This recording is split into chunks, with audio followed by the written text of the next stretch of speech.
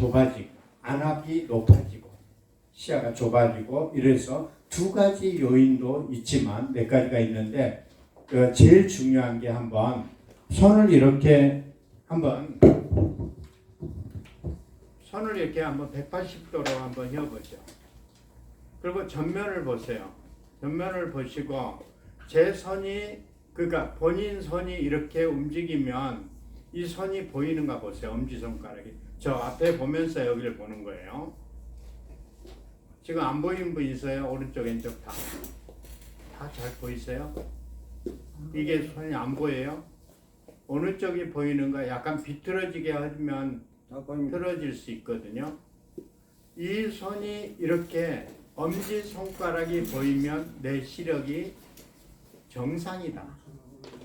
근데 이걸 해가지고 180도에서 안 보이면 문제가 있는 시력이에요. 한쪽이 백내장이 왔다든가 또 한쪽이 녹내장이 왔다든가 이유가 있으면 시야가 장애가 오는 거예요.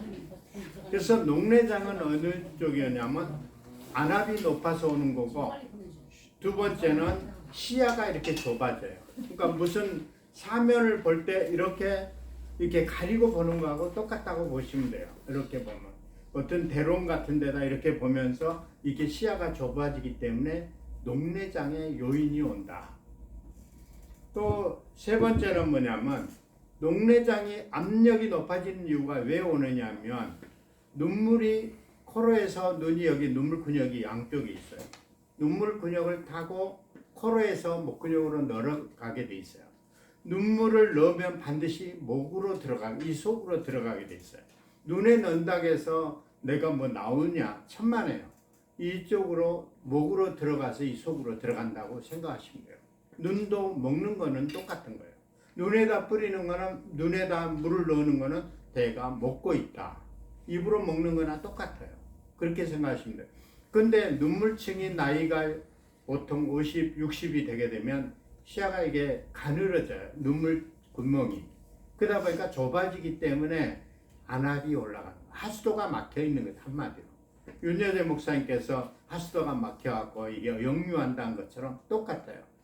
하수도가 막히게 되면 역류가 되니까 눈물이 줄줄줄줄 흐르고 다니는 분들이 거의 한 60 이상이 되게 되면 대부분 그렇게 된다. 그렇게 되면서 안압이 상승된다는 뜻이에요. 그걸 꼭 알고 눈물이 너무 심하게 되면 안과에 가서 눈물 근육을 뚫는 수술을 해야 돼요. 이렇게 뚫어져요. 간단하게.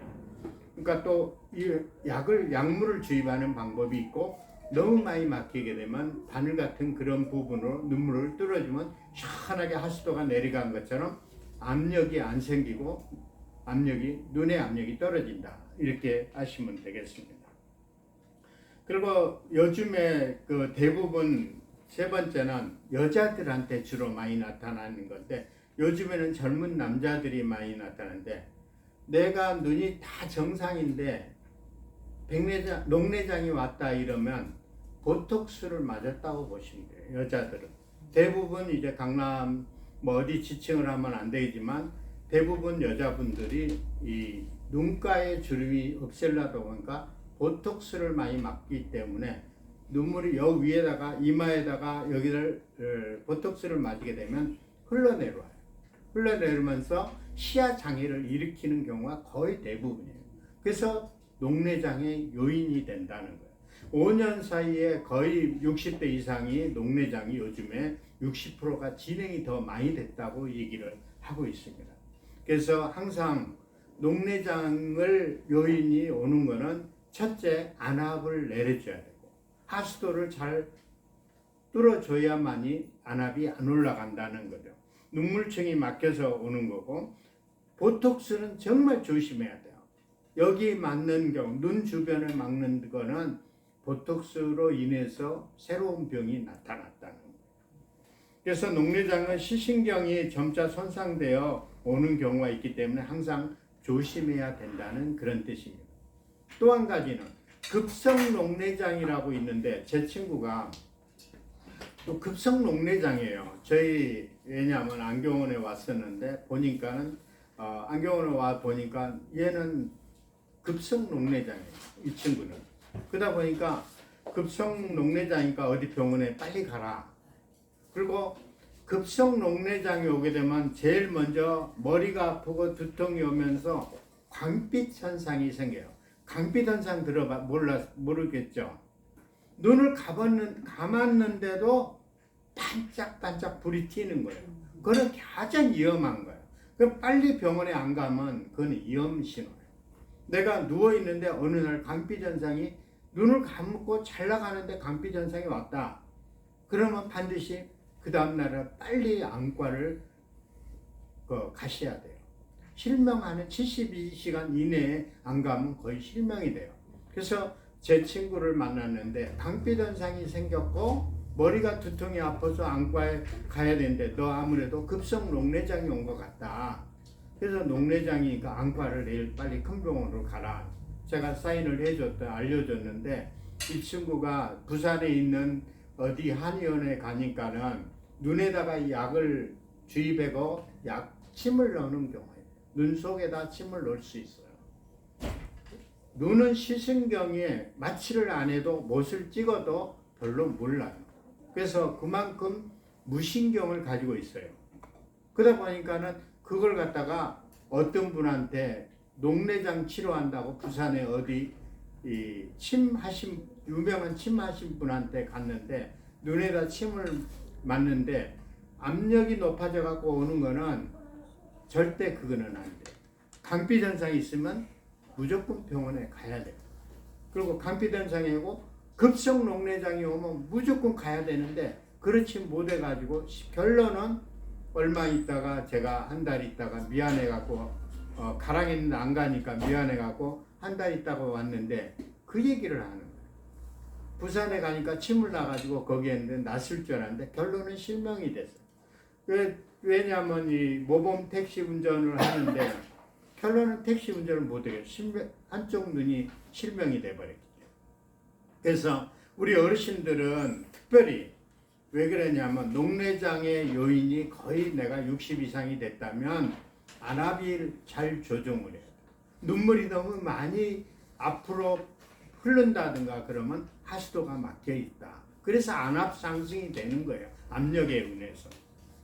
그리고 보톡스 맞을 때는 반드시 조심해야 돼요. 그 다음에 광빛 현상이 생긴다든가 머리 두통이 매일 아프고 일주일 이내 아프다든가 이러면 내 몸에 눈에서 올 수도, 다른 데는 다 기능이 정상인데 눈에서 오는 경우가 거의 대부분이다. 난시가 있어서 물론 그런 수도 있지만 항상 그걸 조심해야 된다는. 또 한 가지는 이제 예방하는 방법은 뭘 제일 중요하냐면 유산소 운동이라고 뭐 일어섰다 앉았다 해놓은 운동이라든가 호흡을 많이 하시는 게 좋아요. 심호흡을 들어 마셨다가 내뱉고 들어 마셨다는 그런 유산소 운동을 공기 좋은 데 서서 계속 하시면 눈도 좋아지고 멀리 바라보면서 그 운동을 해야 됩니다. 두 번째는 술, 담배를 하면 절대 안 돼요. 녹내장이 또 오는 거예요.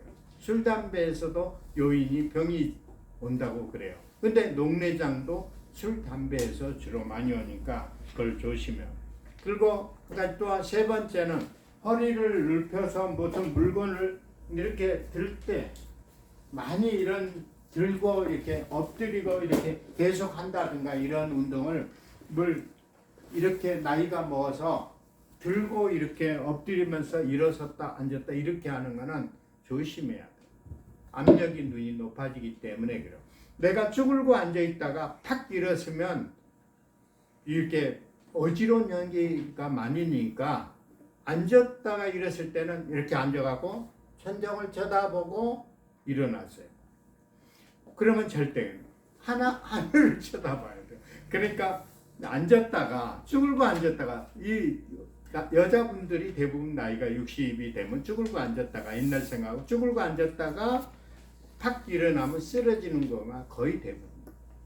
화장실에서 넘어졌다는 이유가 바로 그거거든요. 조심해야 돼요. 그래서 쭈글고 앉았다가 일었을 때는 일어서기 전에 천장을 쳐다보면 압력이 다시 내려가요. 그래서 쭈글고 앉아있다가 일었을 때는 쳐다보고 일어서라. 그러면 절대 안심. 그게 제일 중요한 거예요. 나이가 들게 되면 제가 그런 거를 많이 느꼈습니다. 또 한 가지는 넥타이 차는 분은 이 넥타이를 꽉 조여가지고 막 너무 꽉 매는 경우가 있는데 이걸 꽉 대게 되면 압력이 눈으로 오기 때문에 눈이 막 여기 튀어나오는 것 같은 느낌을 주기 때문에 넥타이, 남자들은 넥타이 조심해야 되고 여자분들도 요즘에 꽉 조여가고 스카프로 묶고 다니는 분도 있는데 그걸 조심해야 된다. 그래서 나이가 들게 되면 그거를 조심하면 평생 녹내장이 안 오고 좋은 건강한 눈으로 이렇게 행복한 생활을 누릴 수 있습니다. 감사합니다.